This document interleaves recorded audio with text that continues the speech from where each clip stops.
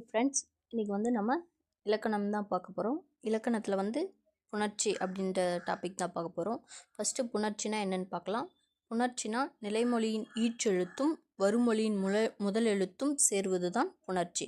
அதாவது நிலைமொழி 2 எழுத்தும் நம்ம வருமொழியின் முதல் எழுத்தும் சேர்வது தான் என்ன சொல்கிறாங்க, புணர்ச்சின்னு சொல்கிறாங்க. புணர்ச்சியில் வந்து 2 வகைப்படும்.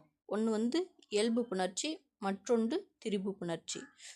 இப்போ வந்து இயல்பு புணர்ச்சிக்கு ஒரு எக்ஸாம்பிள் பார்க்கலாம். இயல்பு புணர்ச்சினா ஃபஸ்ட்டு என்னென்னு பார்த்துருவோம்.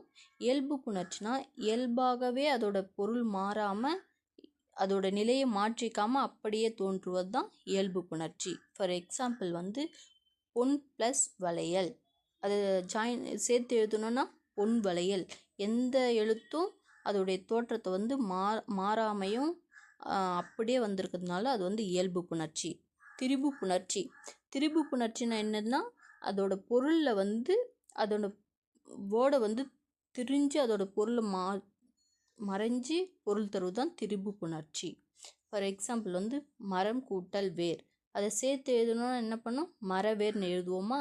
அப்போ அந்த இம்மு வந்து என்ன செய்யுது, திரிஞ்சிட்டு மரம் வந்து அழிஞ்சிட்டு இம்மு அழிஞ்சிட்டு மரம் கூட்டல் வேர், அப்போ இம்மு போது பார்த்தீங்களா, அதெல்லாம் திரிபு புணர்ச்சி அப்படின்னு சொல்கிறாங்க. இப்போ வந்து அது திரிபு புணர்ச்சியில் வந்து 3 வகைப்படும். ஒன்று மெய்ப்பிரிதல், மிகுதல், தோன்றல். அதாவது இது வந்து தோன்றல், கெடுதல், திரிதல் அது மாதிரி தான் இருக்கும். ஓகேங்களா, இதுதான் புணர்ச்சி.